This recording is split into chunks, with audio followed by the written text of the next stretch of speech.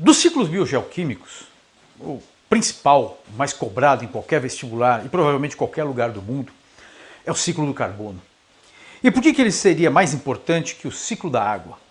Bom, em primeiro lugar, a água ela garante a existência de vida, porque ela é o solvente universal que garante que as substâncias se solubilizem nela, no seu corpo. Como a água é polar e a maior parte das substâncias orgânicas que nutrem a vida, que manifestam-se na vida, que geram a vida, são polares, então a água é o solvente que mais viabiliza a existência de vida. Das substâncias orgânicas que não são solúveis no interior da célula, nós temos, por exemplo, os lipídios, que por isso acabam formando gotas no interior da célula. Tá? E algumas vitaminas também não são hidrossolúveis, tá certo? Na maioria das substâncias, elas são solúveis. Agora, sem o carbono, aí a vida não existe, porque a vida ela é constituída de compostos orgânicos. O DNA, que gera a vida, que rege a vida, é um composto orgânico, que tem carbono na sua estrutura. As proteínas, idem, né, que são os grandes administradores, por assim dizer, das células, os grandes operários celulares. Os combustíveis, na forma de carboidratos, lipídios, que quer que seja, eles também são orgânicos, também são ricos em carbono. Logo, o carbono é essencial para que haja vida. Não conhecemos nenhum ser vivo que não tenha na sua composição o carbono presente. Tá? E acreditamos que se houver vida em outro planeta, ele terá o carbono como seu elemento químico fundamental. Acima de tudo, porque o carbono, dos elementos químicos, ele possibilita 4 ligações. Tá? Ele é uma estrutura, né, um elemento químico que pode ter 4 ligações possíveis. Tá? Poucos são os elementos que fazem isso. Tá? Na hierarquia, o seguinte seria o silício. Ele também pode fazer 4 ligações, o que possibilita cadeias se formando em várias direções. Só que o silício é um elemento químico pesado e menos abundante no universo do que o carbono. Os elementos químicos menores são sempre mais abundantes. Os elementos químicos maiores, de maior massa, são sempre mais raros. Tá?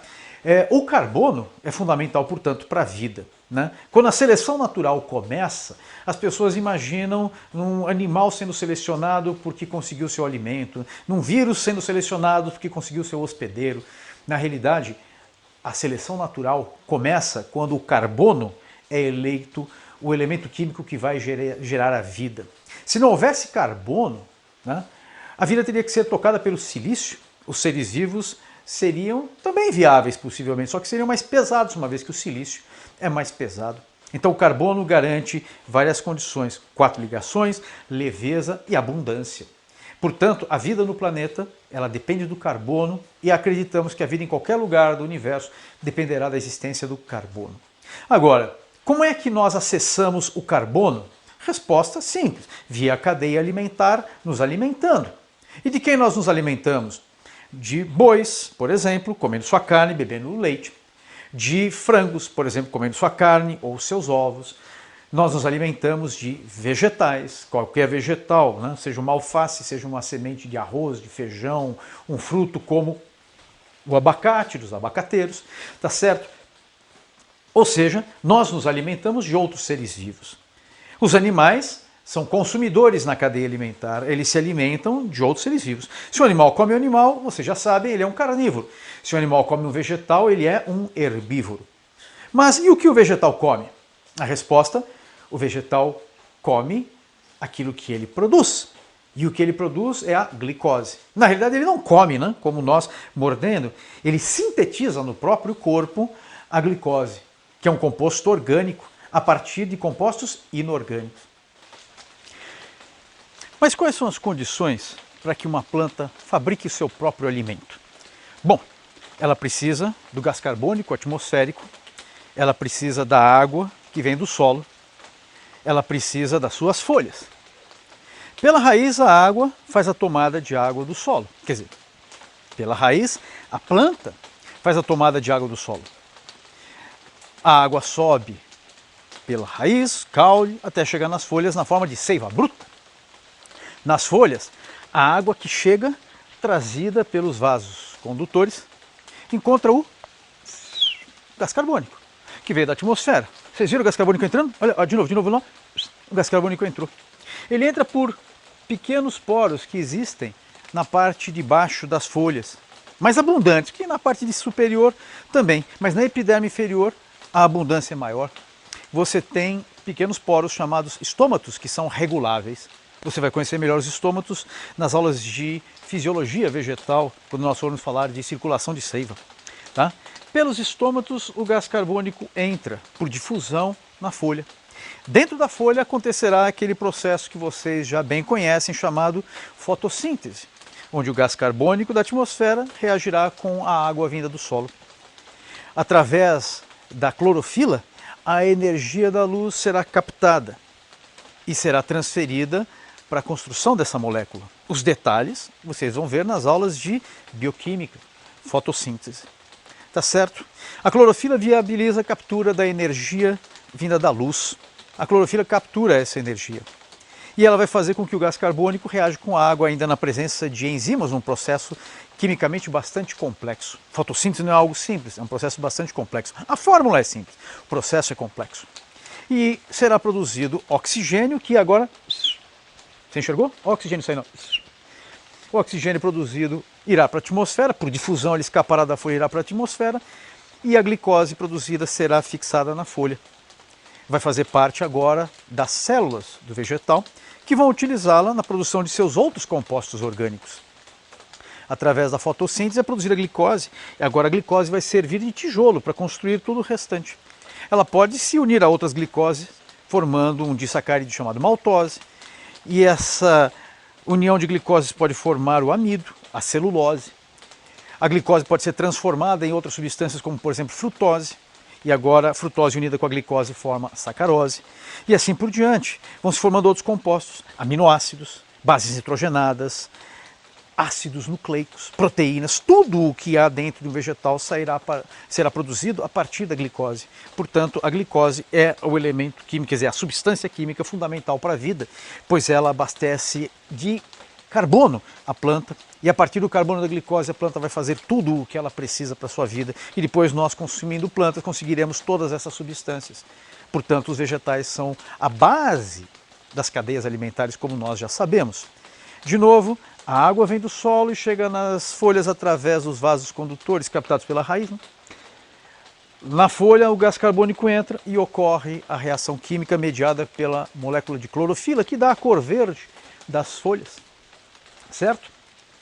A reação química mediada pela clorofila e enzimas leva à produção de oxigênio, que vai para a atmosfera e nós fazemos bom uso, e matéria orgânica, a qual também será aproveitada por nós, seres vivos, todos, animais principalmente, incapazes de fabricar o próprio alimento.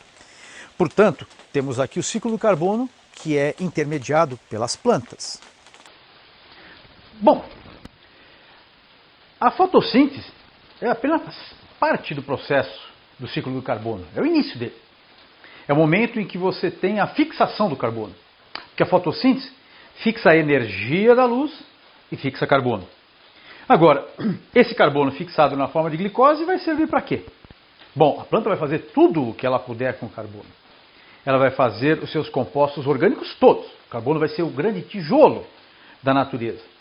Com a glicose, com o carbono da glicose, a planta pode fazer disacarídeos, pode fazer polissacarídeos, ela pode fazer lipídios, ela pode fazer aminoácidos utilizados nas proteínas, ela pode fazer bases nitrogenadas por seus ácidos nucleicos, as pentoses dos ácidos nucleicos, pode fazer vitaminas. Com a glicose, o vegetal faz absolutamente tudo. E os elementos químicos que nós não temos na glicose, como carbono, hidrogênio e oxigênio, são os presentes. Os outros elementos, como nitrogênio, fósforo, tá? Que fazem parte, por exemplo, do nitrogênio, das proteínas e das bases nitrogenadas, dos ácidos nucleicos, né? Fósforo, que está nos ácidos nucleicos, das moléculas de ADP e ATP, esses outros elementos químicos e todos os demais serão trazidos para dentro da planta através das raízes, né? Quando elas pegam os minerais do solo e que vão compor a sua seiva bruta. Agora, essa planta, ela tem toda a matéria orgânica que ela precisa dentro de si. E nós, ao ingerirmos uma planta, nós estamos adquirindo o carbono em todas essas formas. Na forma de carboidratos, de lipídios, de proteínas, de ácidos nucleicos, de vitaminas. Tá? E a partir desses compostos orgânicos vindos da nossa alimentação, nós fabricaremos outros, nós fabricaremos os nossos próprios. Portanto, a fotossíntese é apenas o início do ciclo. É nela que ocorre a fixação do carbono. Dentre as inúmeras propriedades da matéria orgânica, uma delas é ser combustível. Ela pode ser queimada. E a matéria orgânica que é mais utilizada como combustível é a glicose. E como é que os organismos fazem uso da glicose? Bom, existem basicamente dois processos.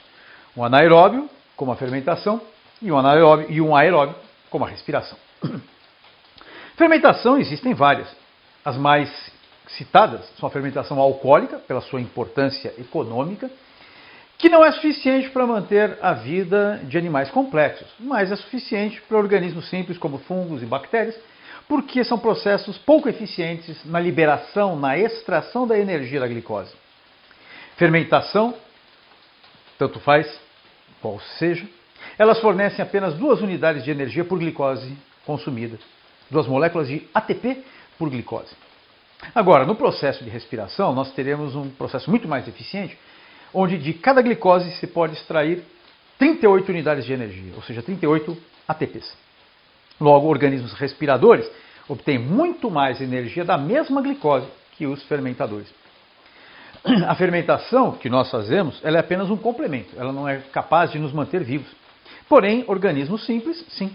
Além disso, a nossa fermentação, diferente das bactérias e fungos, que é alcoólica, a nossa é acética.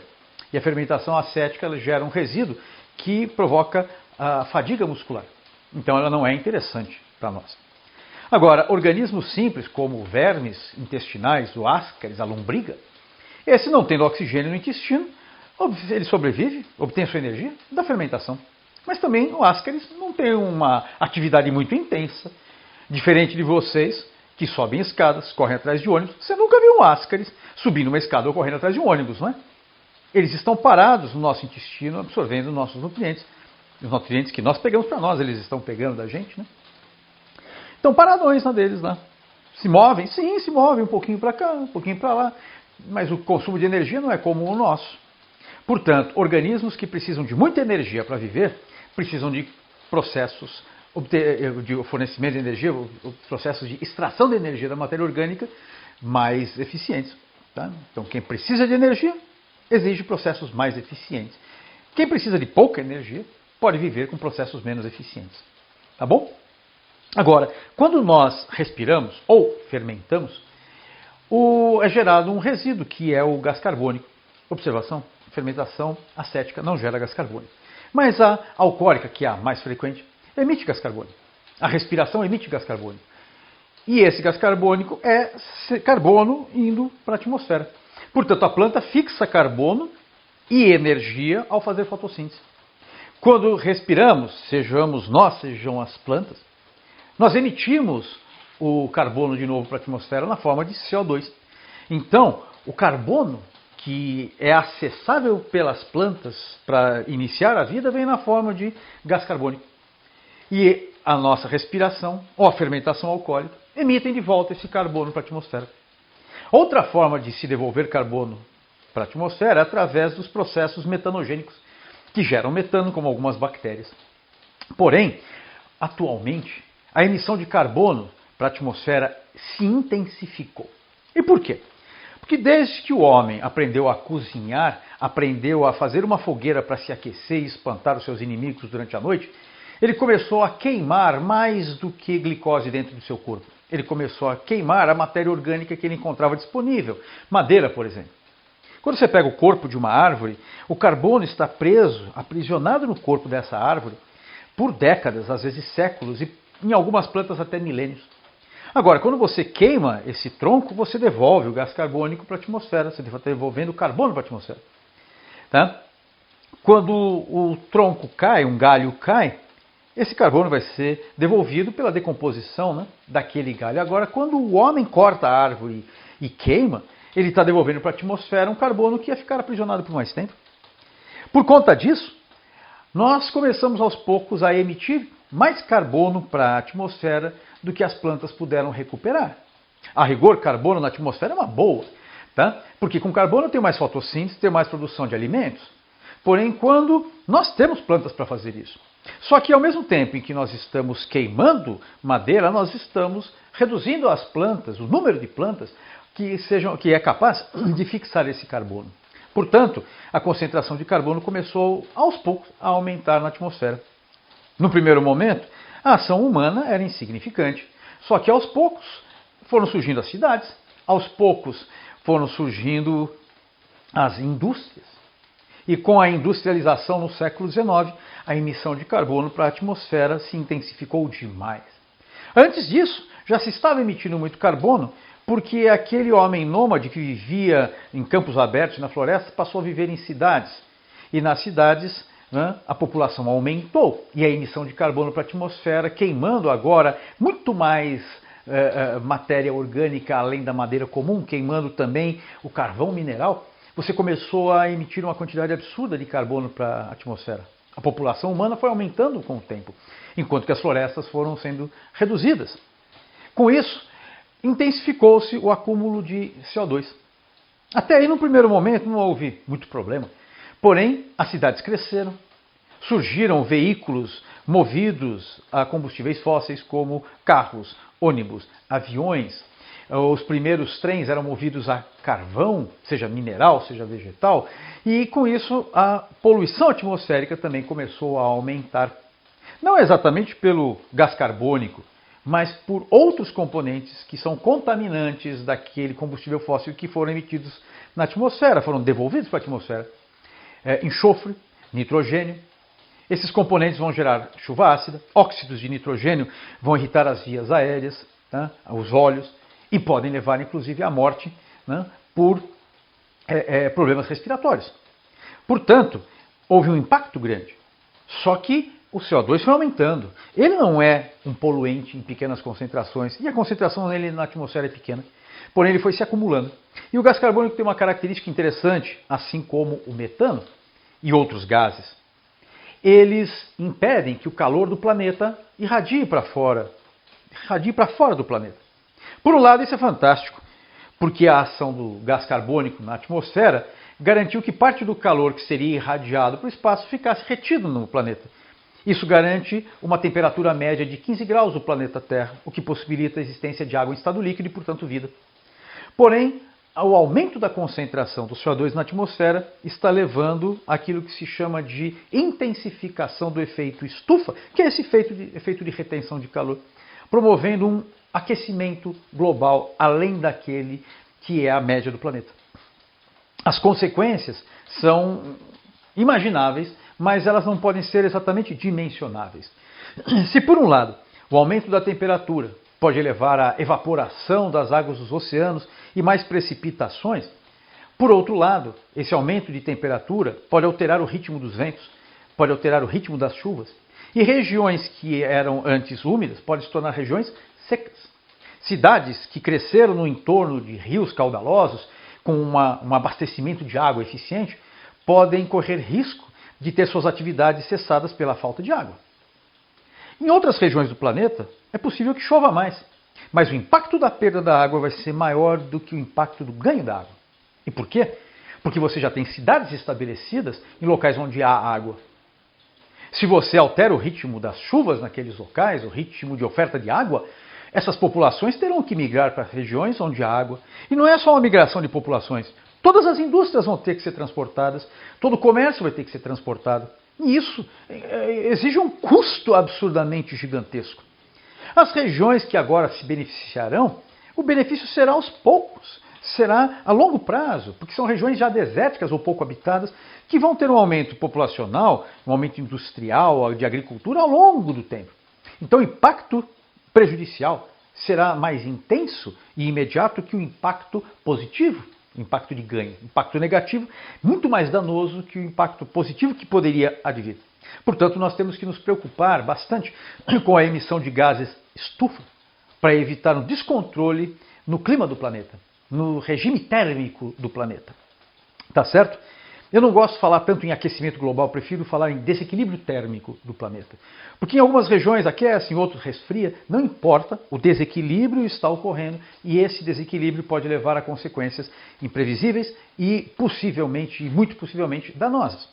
Portanto, o ciclo do carbono ele envolve mais do que apenas fixação de carbono pela fotossíntese e emissão pela respiração ou por combustões em geral. Ele envolve, inclusive, o equilíbrio térmico do planeta. A coisa é tão grave que surgiu um projeto, que esse projeto de créditos de carbono.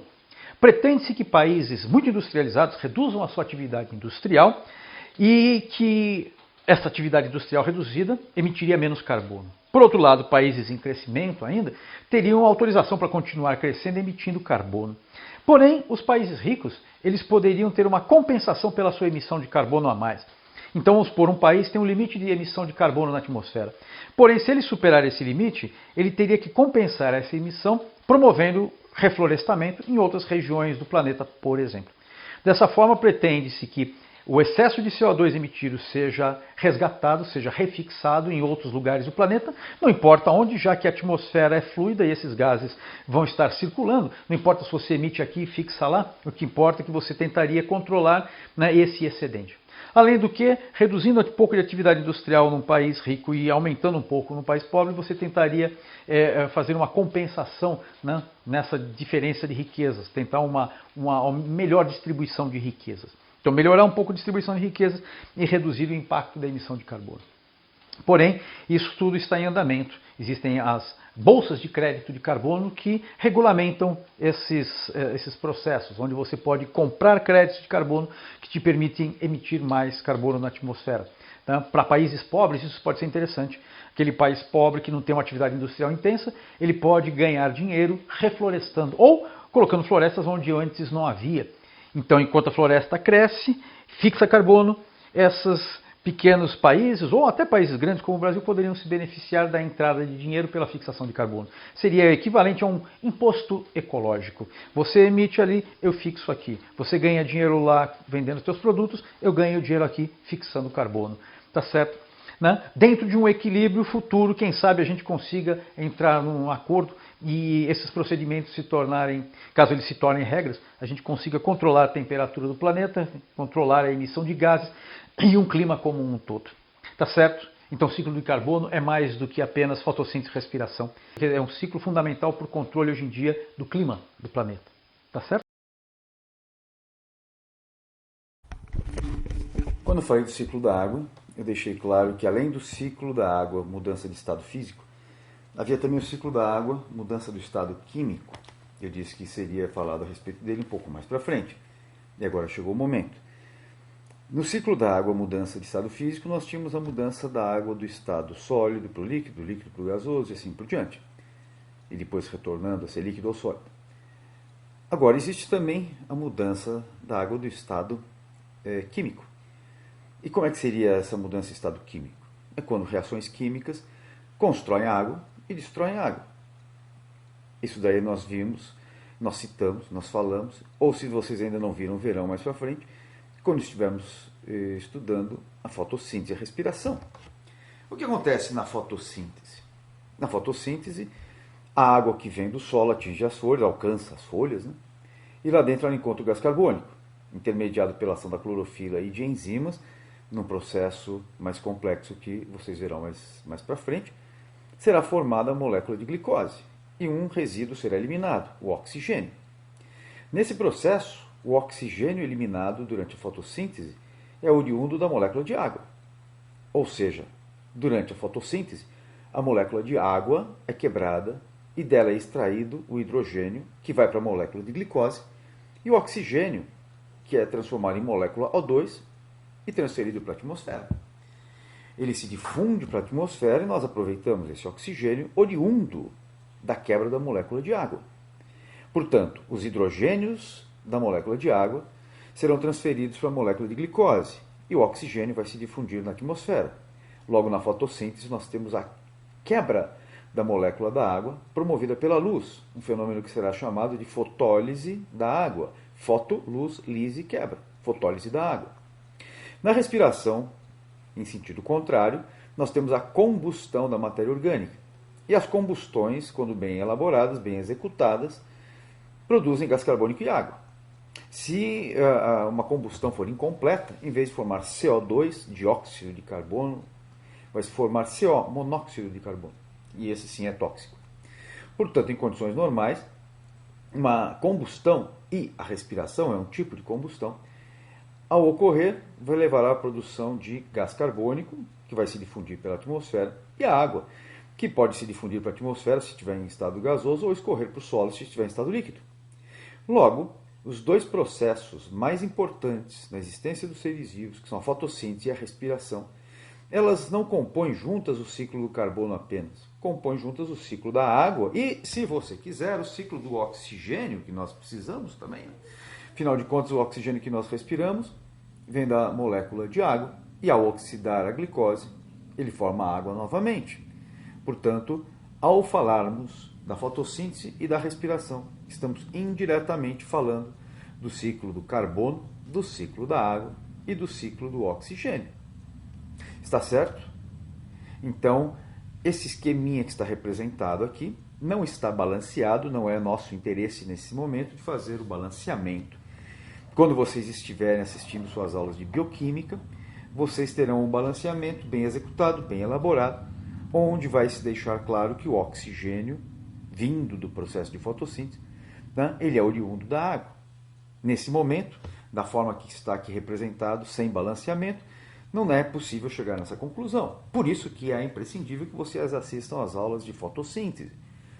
Tá? Eu não vou deixar representado, balanceado aqui, porque eu quero justamente que vocês assistam essa aula, que é uma das mais importantes de todo o curso de Biologia. Está certo? Então aqui nós temos representado o ciclo do carbono, o ciclo do oxigênio, o ciclo da água, e se você quiser também o ciclo do hidrogênio, tá? É que o ciclo do hidrogênio para nós não tem relevância, ele sozinho sim, tá? Então, nós temos aqui, né, uma formulazinha que é talvez a fórmula bioquímica mais importante da natureza. Está certo? Muito obrigado e até o próximo ciclo, que será o do nitrogênio.